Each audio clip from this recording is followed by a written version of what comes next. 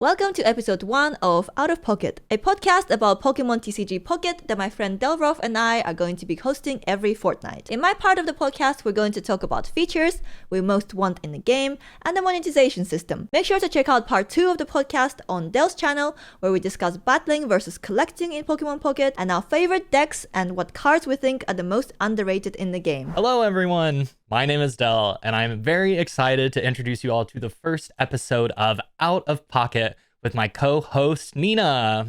Nina and I have known each other for quite a while, starting with Hearthstone several years ago. Nina diverged into Marvel Snap, has a super big and successful Marvel Snap channel, and I'm really excited to see her start her Pocket journey with myself included. We're going to be bringing you fortnightly episodes of just kind of our opinions, our musings on Pocket, things we want to talk about, things we want to see, news, drama, all of that sort of things. And I will pass it over to Nina. Hi everyone, I'm Nina, and I'm super excited to be here with my friend Del. Like Del said, we've known each other for probably 3 years now, right? Yeah, I think so. From Hearthstone days. And we managed to actually stay friends through, even though I changed my game from Hearthstone to Marvel Snap.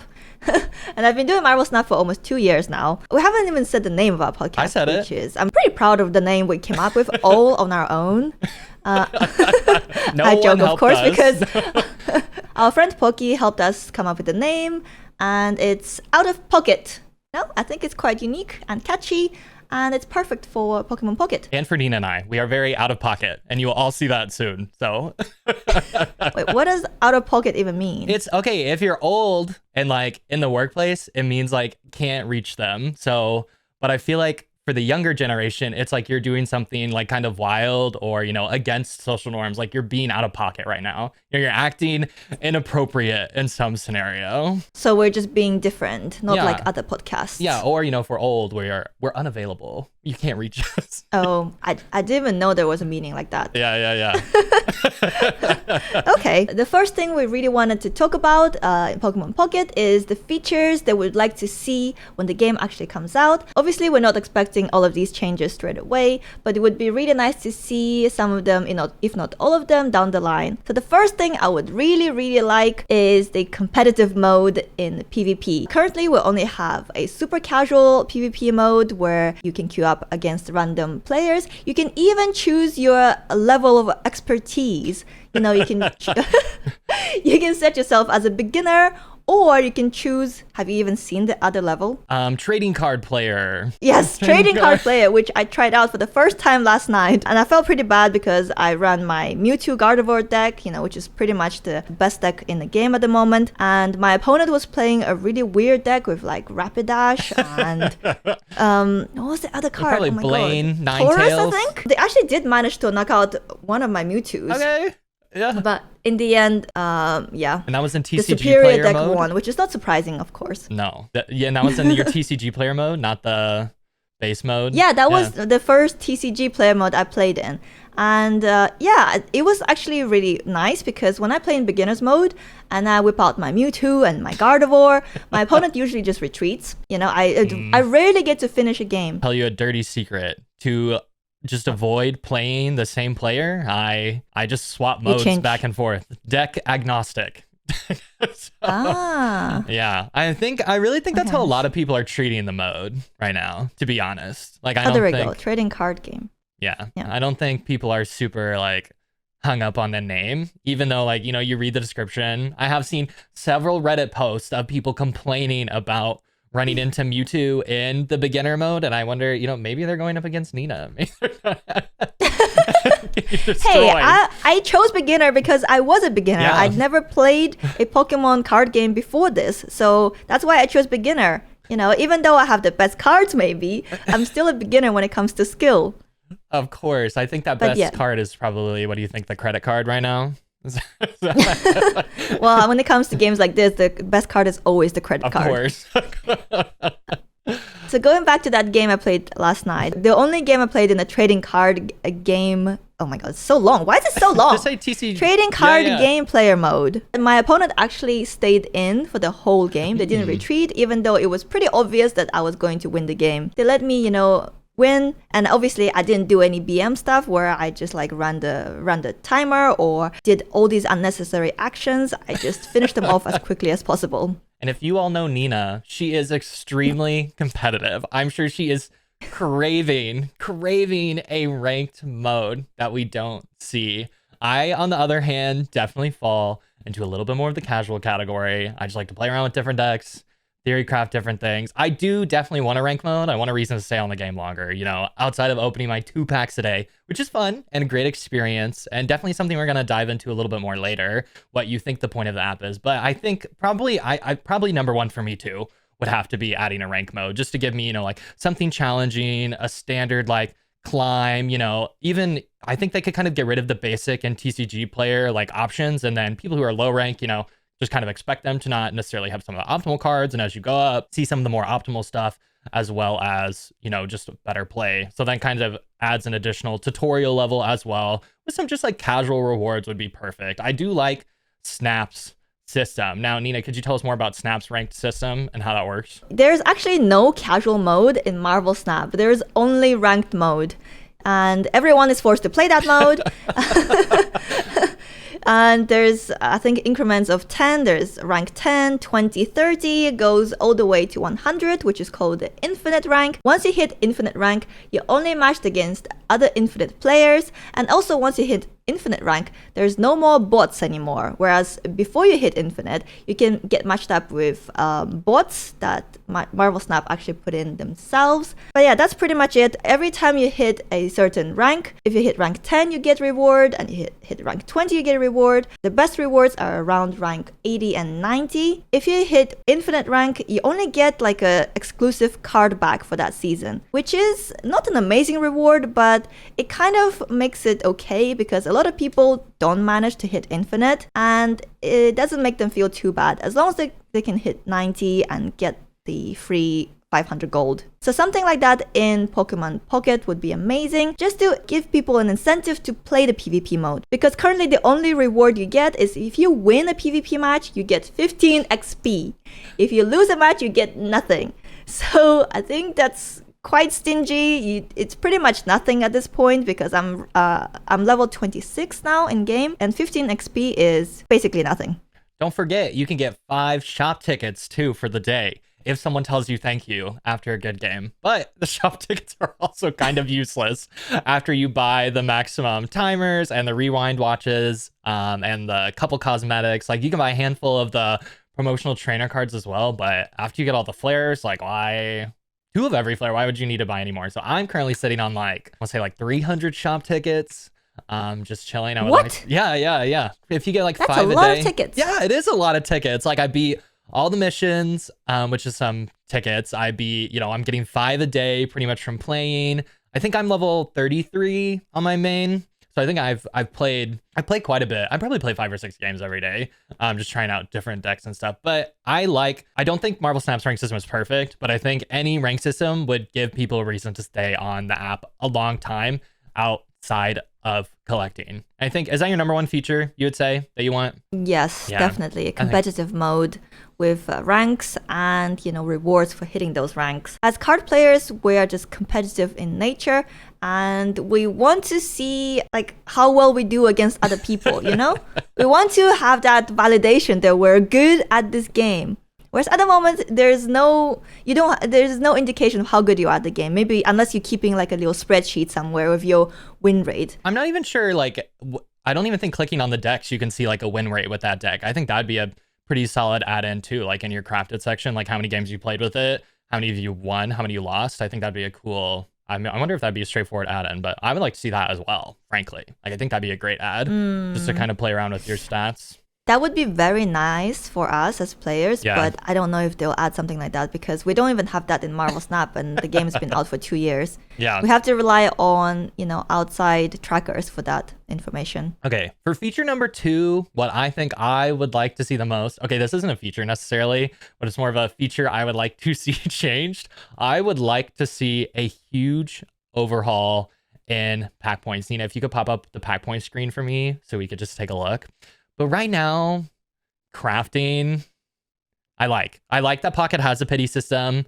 For those of you who haven't played or just starting to play, when you open a pack, you get 5 points. And you can open 2 free packs a day, 3 if you get the $10 a month premium pass which I do think is the best buy in the game overall, with the cheapest way to get packs outside of the free ones. You can craft commons, uncommons, rares, but my biggest qualm with this is a lot of the decks focus around EX cards. Like, you don't have to run an EX card in a deck, but to craft a singular EX card, it costs 500 pack points. That's opening 100 packs. And if you're playing the game entirely free to play, 2 packs a day, like, outside of any of the free to play stuff you get up front, day one, you get quite a few packs. That's like, was that 50 days?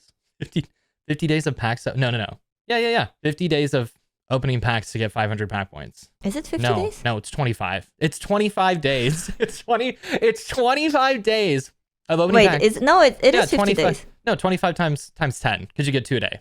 Wait, no, 500 pack points. You get 5 points. You need to open 100 packs. 10. You open 2 packs a day. That's 50. That's 50 days. So 100 packs, right? You get 5. Maths is hard. Yeah. You get 5 pack points for opening 1 pack. You get 10. Which means you have to open 100 packs in order to buy 1 EX card. And you can open 2 packs a day. So 100 divided by 2 is 50. So it's 50 days if you're completely free to play. I got it initially right. That is solid. 50 days to get 1 EX card.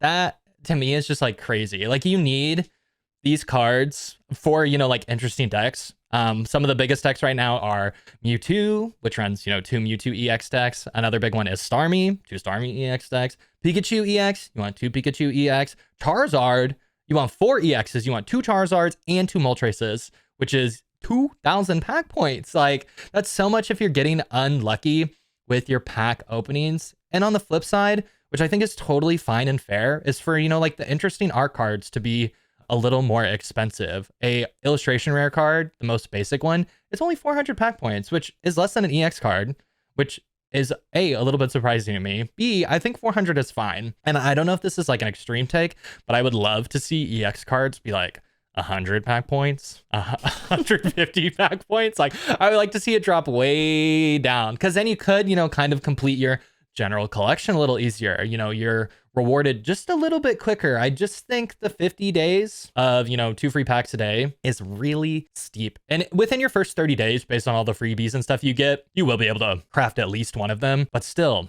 man, that's expensive. I would definitely like to see EX card cost less than illustration rare. Mm-hmm. Like I said, it doesn't make sense that they cost so much considering how strong they are. So maybe for me, I think 100 would be a little bit too low compared to other cards. Yeah. I think that's a bit too generous. Yeah. I'm thinking maybe like 250, 300 pack points might half. be more reasonable. Yeah. Like a 50% discount from the current price. Yeah, it'd even be like interesting and maybe fun if they ran like a special, like a weekly deal. Like this week you can have half off. No, you wouldn't want to do it. You do not want to do that, because it would just lead to people hoarding their pack points, waiting for a sale. You can only have 2,500 pack points though.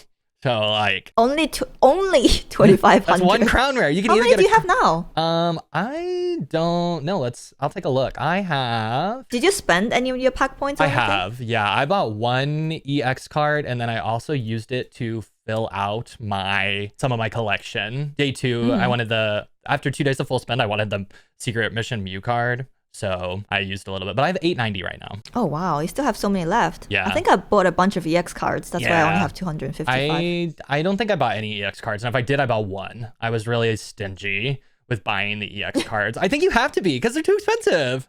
Like, I'll craft a rare. They are too expensive. But I really wanted to play the Mewtwo Gardevoir deck, and I only opened 1 Gardevoir, so I had to buy the other one. Yeah, I also impulsively spent 500 pack points on Blastoise EX because Raven shared one of his weird-ass decks, that he said was secretly really, really good. Don't listen. And turned out not to be. So I kind of regret spending my pack points on that Blastoise EX. So if you're a free player, Nina, what would you recommend with pack points? Like, how would you recommend that? I have an account that I've played free to play 30 days on, but you haven't touched one. What do you think? Mm-hmm. What do you think you would want to do with that then? Like, if you had to really conserve, what would you suggest or say from that perspective? Because you burned yourself already. Like, I have essentially 500 more pack points than you, because I didn't buy Blastoise. Well, if I were free to play, I would definitely would not, blow my points blow on your Blastoise load, EX. I might still, if I had that many, I might still buy the Gardevoir because of just how good that deck is. But I would recommend you save those pack points and spend on supporter cards.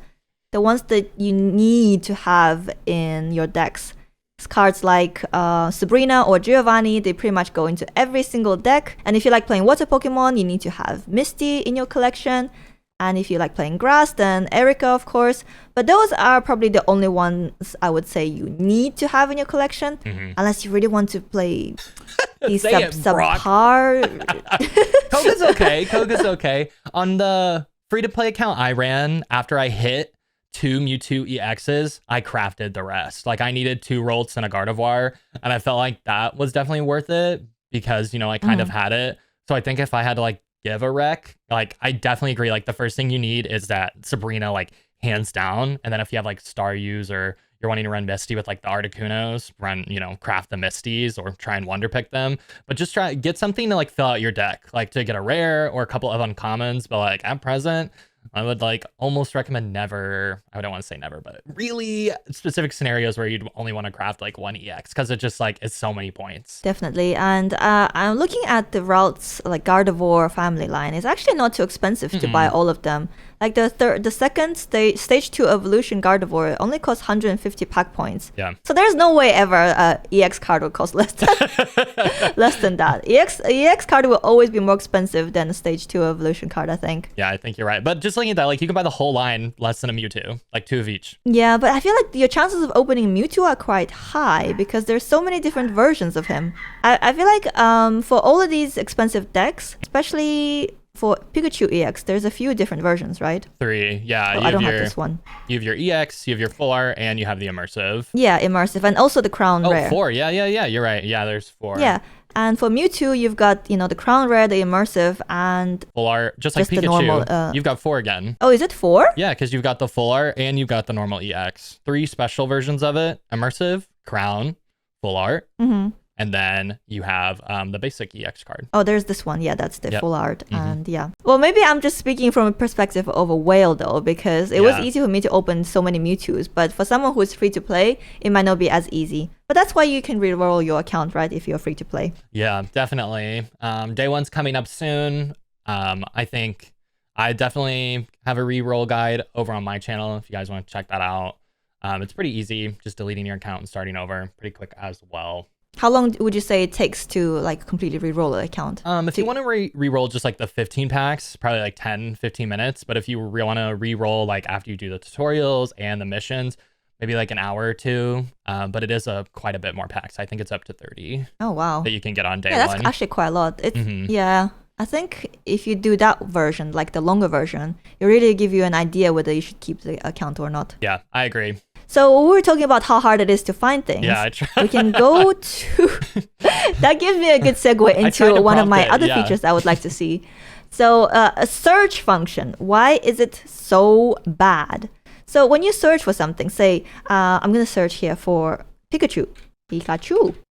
And the picture comes up, everything is fine. But if I want to search for the same thing again, instead of the term I searched for, it gives me a date and time I searched for something. How does that help? I don't understand. Like, I searched for something last night, apparently, you know, on the 25th of October, 2024 at 8:35 p.m. What do you think this is? Pikachu again, probably. What do you think? Very helpful. Let's have a look. It's Articuno. Okay, I searched for Articuno. But how would I ever know without clicking on it? I think this is funny. Why not just give us the terms we searched for? I think that's funny that you bring this up because honestly, like, I don't think I've used the search function once. I think I always just scroll through until but it's so long. There's so many Pokemon. Search history. I've never used it. I just like scroll through the type. I'm like, oh, I kind of know the type. Oh, it'll be at the bottom if it's a rare card, if it's pretty. So I think that's funny, and I do think that like is a nice improvement because I do think a lot of people probably are searching. Why I am not, I don't know. But as you see, I've never Wait, so when you make a deck, you actually scroll through the whole Pokedex to find the card you need? Okay, what I do, I go to like make one, but I just know because like it's usually like a type or something, right? Like let's say I want to do grass, like I just like, oh, grass is right here too, you know, like it's just I just do it really quick. Like I know where everything is. Like I know I have like a cute Executor, so like all the way to the bottom. Oh, I know I have 2 full art Sabrina is like So I just kind of like drag myself. Yeah, Sabrina's at the bottom here, 2 of them. Full Art Executor, yep, got 2 of them. Like, boom. See, look, I don't need to search. I just know I'll go to my type section or I'll go to the pretty card section. So I've never searched. That makes sense if you know what you have in your collection. And also nice flex on that 2 full art Sabrinas, by the way. I don't even have a single one. That's the thing. I forget what full art or full illustrations I have of every card. That's why I like searching for like a specific card to see if I have like a nicer looking version of a base card or something. Oh, that makes sense. So, because, given an option of adding a fancy card into your deck, you always go with that, right? Always. You just want to show off your nice looking cards. Course. Yeah. On my free-to-play account, I'll forget what I have. I have a 30 days where I've been playing a free-to-play account alongside my pay-to-play account to go over that experience. And I will forget, like yesterday, I went to go make this like Executor deck that I made right now because I knew I had a full art Venusaur on there. And I was like, oh, I probably have the rest of it. I don't have anything else. I have like half an Executor. I have like 1 Ivysaur. I'm like, okay, this isn't gonna work. So in that scenario, before I started, it would have been nice, to like type around and take a look. But I did not. Yeah, exactly. So, that's when you would use a search option, right? Yeah. And also, once we have new sets coming out, after a few expansions, you're not going to know what you have in your collection. No. You're going to have to use the search option. You're right. The search function. I have seen the light. And I feel like that's something that could really improve here, especially with like your search history. This is just like, please just give us what we searched for. Yeah, the time date stamp does seem weird, but that again, that's never something. It makes no sense. No. Like, what is the reason? What is the thought process behind this? I would really like to know. I would too. I wonder if just like a GitHub code they just like downloaded. They're like, oh, timestamp, search engine, paste, got it, call it a day. Yeah, that's a good one. I hadn't thought of that. Excellent add-in. I think small but big for the future. Huge quality of life improvement, I think. And then I think the last feature we're probably going to talk about here is I would like to see a dark mode. I'm a slut for a black screen. The white screen hurts my eyes. I sit in my little office with no lights on. I don't want to see the white. I want it to be dark. The game is already exceptionally vibrant. So against kind of the white background, I don't know if this is just like everything I use, like even like my Google Docs, I have it inverted so that I see like a black screen with white text while I work on it. So it's just something I think that would be a big for me. I don't know, my eyes are a little sensitive. I'm a little like, it's so bright. And because it's so bright, usually I have to turn on a lamp to like balance it out.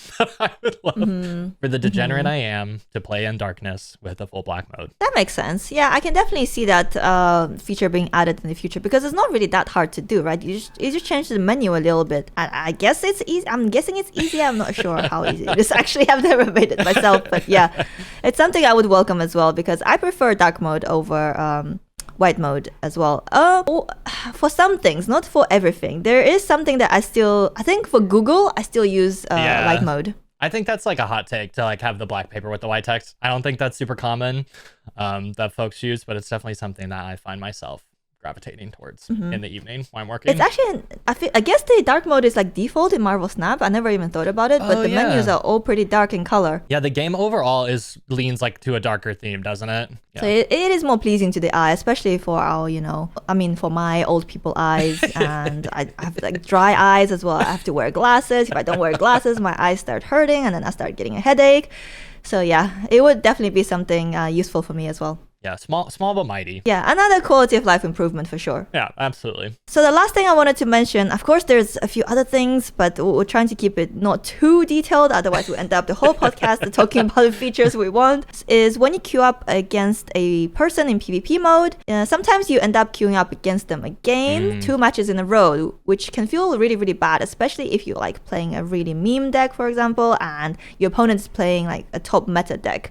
So you get destroyed by them and then you queue up into them again. It doesn't feel great, does it? No, that feels absolutely terrible. And because of that, I find myself like frequently switching between the 2 different modes just to like prevent dual opponents. Cause like, especially if like sometimes I have a bad type matchup or like, someone flips 5 Misties on turn 1, like I'm just conceding. Like I don't want to play that game. And so I will swap modes. And obviously that is not the intention for the mode, but because like we're both hitting Q so fast again, and I don't know if it's like a pre-release thing that like there's not a ton of people queuing or something like that, but I absolutely like don't want to play the same person twice in a row like 90% of the time. So I'll sit there and like flop back and forth. So I'm wondering if like as more players come in. Does that work? It does, because What if a player does the same thing? I haven't duped, and I don't know if it's just like a time, like too slow, faster than them, they're deciding. Sorry, I have to go chat him up. Okay. It's too loud. Okay. I've got him. Do we have a co-host? A third host? Oh, we've got a third host. Oh my gosh. Well, he's trying to be, right? He's there in the background, working away. Aww. You have a lot to say about Pokemon Pocket? Yeah, let's hear it. You think he wants a dark mode to Come on, match you had so much to say. match his code. Come on. He's licking the mic. He looks like a little Pokemon himself. He does. He's actually so adorable. Oh, I saw this funniest ad on Reddit. What was it? I keep seeing it, and it's this card game, and they definitely know that I play Marvel Snap because they were like, the ad is snap out of it and start playing the best card game. That's good. Pretty funny. Oh yeah, that's great. All right, so next let's move on to monetization. What do you think? Is Pokemon Pocket pay to win? Nina, I don't know. Well, are we not allowed to say those words? I mean, I think we can pay to win, pay to play, pay to. I mean, it's a TCG gotcha. I will say, I feel like I have a really cool perspective on it, running 2 accounts. One is free to play, one is pay to play. But before I get into it, I want to hear your thoughts on first, how much have you spent? Are you still spending? I haven't been keeping count. Oh no, I haven't been keeping count, but I think I spend around 250, 300 pounds. Okay. And pounds, by the way, is British currency, in case you don't know, because last time I talked about pounds in my YouTube video, people were like, what the hell is pounds? I saw, what's a pence? What's a pence? Yeah. It's what's dollars. A penny? Yeah, you guys got it. It's money. So 300 pounds, which is, I think, around like 370 US dollars maybe. Yeah. I feel like we always end up paying more in the UK. It's a stronger for currency, digital stuff. For sure. Yeah. Well, it used to be a lot stronger, but now it's kind of ass. But yeah. But yeah, I spent around 300 pounds. I think I spent the maximum amount of gold for 3 days straight opening packs. And I've got a full like base collection, but some cards I only have like 1 copy of.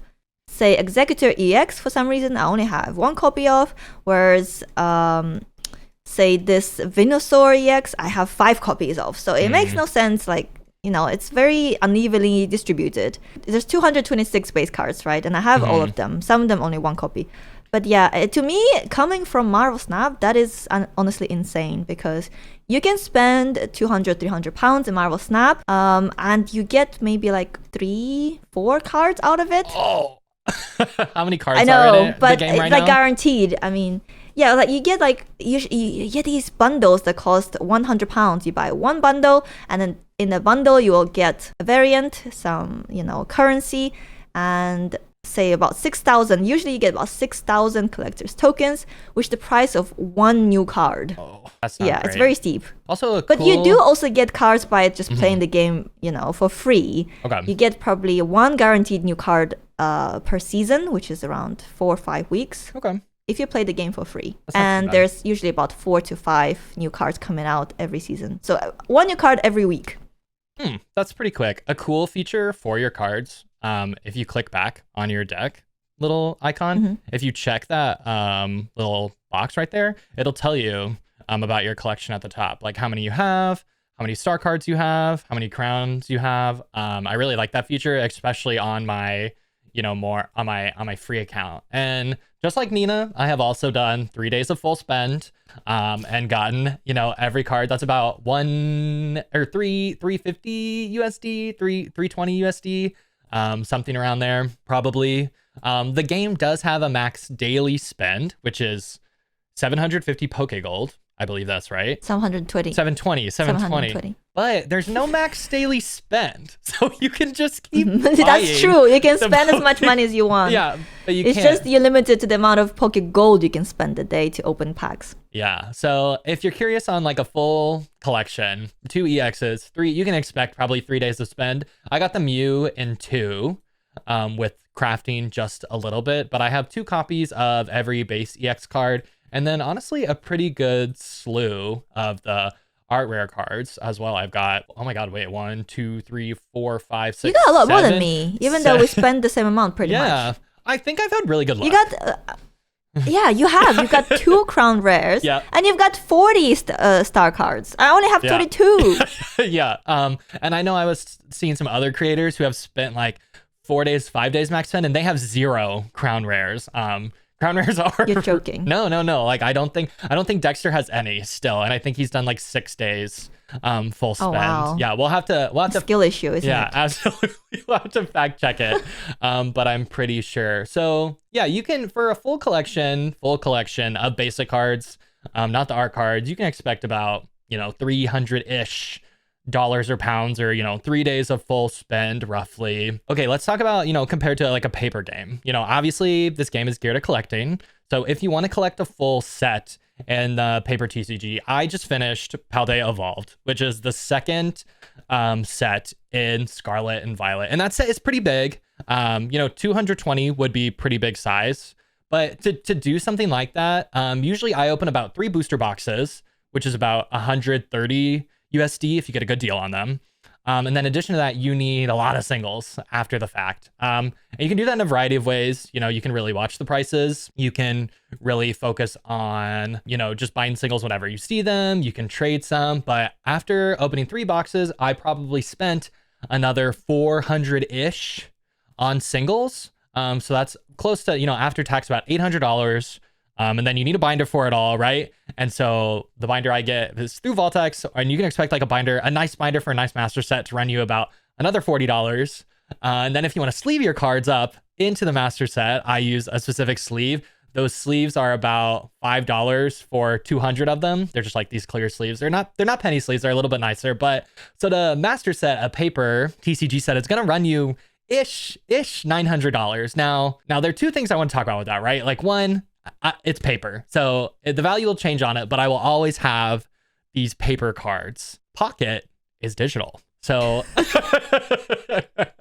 I'm glad it's cheaper than paper, and I think that's important because for any reason, like servers shut down, no more internet, they can't afford to run it, no one wants to play anymore, you lose all this. End of the world, right? End of the world. I will have my Paldea Evolved master set still. I'm sure that will be very useful. It will. Or maybe that can become the new currency. Pokemon cards. Yeah. So yes, I've been a big fan of the pricing in the game, especially compared to other digital TCG games. Nina and I both know Hearthstone, and I know a lot of folks know Hearthstone. For a Hearthstone expansion set, usually you can get it in about $200 if you're playing regularly. Get all the pre-order bundles, and then craft some of the nice legendaries that you need. So it's on par-ish with Hearthstone-ish, which is totally digital, a little bit different, but just another perspective. But compared to Marvel Snap, Nina, would you say it's a lot cheaper Pocket to get what you want? It definitely feels a lot cheaper than Marvel Snap, but it all depends on how often we get expansions, or what they're called in Pokemon. Have you seen the leaks? Have you seen the leaks for expansions? Oh yes, we have a new mini set coming right in December, and a full set coming end of January. Yes, so about 3 months. 3 months from release, we're getting a completely new set, which is, I think that's quite good, because if every 3 months I have to spend like 250 pounds to get the whole set, I wouldn't complain too much, I think. It depends on like the mini set as well. How much do you think it'll cost to get the whole mini set? I don't know. I'm wondering if you'll be able to use in-game currency for the mini set too, because that's like one thing Hearthstone does, right? You can usually use gold, in-game gold for the mini set, and I wonder if we can use shop tickets for the mini set at all. That would be definitely a cool thing to see. But if I had to guess for the mini set, if I just wanted to spitball like $50, $75, would definitely be a good price for me and something I would be happy to pay to fill it out. The dates are all subject to change. The amount of cards are all subject to change. This was just some data mined info. One thing I will point out is you can save your pack points. in between That's true. the expansions, and you do get You 4 can a also day. save Yeah. your pack hourglasses. Oh yeah, your pack hourglasses too. So. Yeah, you can save your pack hourglasses and wait for the mini set or new full set. Is there a limit on how many pack hourglasses you can have? I don't think so. When I click on it, it just says, my number. So yeah, that might be something good to do if, say, you've got a full collection and you don't need to open packs anymore. Just sit and wait until, if you are prioritizing having all the base cards over having the, say, cosmetics, the flashy cards, then that might be a good option for you. Yeah, I would love for you all to let us know how much you've spent. Are you a TCG Pocket whale? Are you free to play? Or are you downloading the game on launch and going to decide that? And please let us know. We would love to hear. I feel like most people are probably just going to be, playing the game completely for free, or maybe just get the season pass and just opening their 2-3 packs a day. And that's it. Because it doesn't take long to just open the packs in a day. It was 5 minutes, open the game, open the packs, maybe play one game, 10 minutes max. Yeah. But it doesn't take a lot of time commitment to keep up with the game, which I really like. Yeah, I would definitely say not at the moment at least. No, you're right. Not at the moment. And I think the pass is, I'm going to call it a reasonable spender option. I don't think a lot of these freemium games have a great freemium or a great reasonable spender option. $10 a month for my enjoyment, on media, that's kind of like a Spotify subscription or a Netflix subscription. It's definitely a reasonable spender option, and I really like that. So I think it's a great pass, especially for the value you get. You do have to wait for it to appreciate. You have to wait 30 days. But if you're just a casual collector and you're, enjoying Pocket as a free-to-play digital collection app, Premium Pass, Dell endorsed for sure. Oh yeah, for sure. I did some maths, I think. Let me open the file. Yeah, there's maths to back things up. Oh. But they're all gonna be in pounds, So. US folks, you gotta think in cap. I know we like our imperial units, but we can do this. It's okay. You can do the conversion. So okay. I think £1 is $1.3. The premium pass costs £7.99 per month. So let's just say £8 per month. And the premium pass lets you open an additional pack per day for a total of 3 packs a day. So that means you get to open extra 30 packs per month. Well, 30 packs in 30 days, right? Yep. And this works out to be about 27 pence per pack. Okay, Around, so I think 30 cents. Let's 20.27 times 1.3 is 35 cents. About 35 cents. Oh, 35 cents. Yeah. Okay, it's 35 cents per pack, which is insane value compared to how much it costs to open your packs with Pocket Gold. Usually it's about a 900 gold for USD. $1 there we go. will give you one pack usually. So if you use your Pocket Gold to open packs, it costs 6 gold to open 1 pack, and 6 gold is around 70p per pack. Let's do the maths. 70p times 1.3. Yep. I'm 91 cents. 91 cents. Yeah. So, and that's so much more expensive compared to the season pass. Yeah, much more. But with season pass, you do have to log in every single day to make use of it, to get the most value out of it. Interestingly enough, it will still accumulate 2 packs on it, just like your usual pack bar. You can wait 2 days and you can collect 2 with the premium pass, which I did not realize until I didn't log in for 2 days on my main account. So you get 3. Well, no, I had if you don't 2, log in for 2 days. No, I had 2 on the regular one and 2 on the premium one. It'll hold 2. Oh, Yes. That's interesting. It's because I didn't know, and I didn't log in for 2 days. And I was like, why do I have 4 packs? And I was like, oh, it's letting me hold 2 on the premium pass. Interesting. Is that the max? Does it let you hold more on the premium pass? I don't know. I'm not willing to weigh it any longer. I got to get my pack fix in. You know what I mean? I can't decide. Okay, so now we've talked about monetization, and I've hinted that I've played 2 accounts of free-to-play account. And on that free-to-play account, after 30 days, honestly, it's looking really good for spending 0. Not even the premium pass option. I've got a Mewtwo EX deck, which, Nina called out being the best deck earlier, and I'm inclined to agree. It's probably one of the best decks. I've also got a Charizard deck on there, which is super expensive to get, and I think pretty lucky. 2 Charizard EXs, 2 Moltres EXs, pulled all of those, which was really cool and exciting for the free-to-play account. Also, I've got 2 Zapdos EX decks, so it's not a super optimized version of the Pikachu deck, but it's kind of like a quick electric deck that's pretty solid. Zapdos is not too bad, attach 3 energy, flip 3 coins for 50.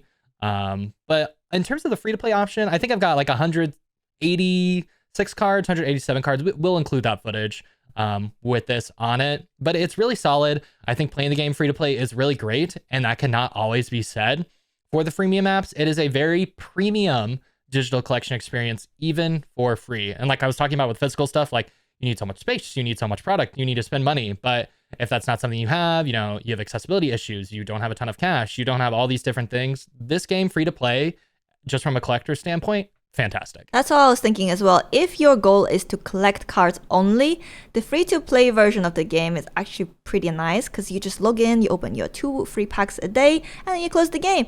And, sometimes you open a really nice card and you feel really, really amazing. But since you don't have the pressure of building a really good deck for battling, you don't have to worry about getting like the best EX cards or anything. You just, you open cute Pokemon cards, you fill out your collection. It just feels, fun. But if you do want to battle competitively, then it might not be so great. I think you got really lucky with your free-to-play account, with the cards you got. And that's why maybe it feels so good, but not everyone is that lucky. But yeah, I'm glad to hear that the free-to-play experience is still really, really nice and fun. And like you said, it still feels premium. Mm-hmm. Yeah, I think overall, you definitely can count on, after 30 days, one solid deck that's like competitively viable, whether that be Pikachu or Mewtwo. I say competitive in air quotes. There's no real competitive, but a very strong optimized deck. And a few like, not so optimized decks, but fun decks that, if you want to play the missions, you can. If you want to play a couple ladder games, you can. And you won't be super bored because you will have a handful of options to play around with. And some people I know really enjoy the challenge of building with a limited pool, and this provides a free option to do that as well. I can't believe we managed to blab for so long about just 2 topics, so the features that we want and monetization. I feel like, I can still talk more about these subjects. We still have 2 topics we want to talk about, but we'll be covering them on Dell's channel. So make sure to go to his channel and check out that video and subscribe to his channel, of course. And if you have any questions or if you have any thoughts on the topics we covered, like the features you'd like to see in the game and maybe specific thoughts about monetization, let us know in the comments below. I'll see you on my channel. Yeah, we'll see you on Dell's channel. Bye. Are you going to be difficult? No? You're not difficult, baby.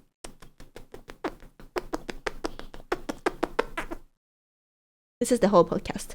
Just me kissing baby. Yes, thank you.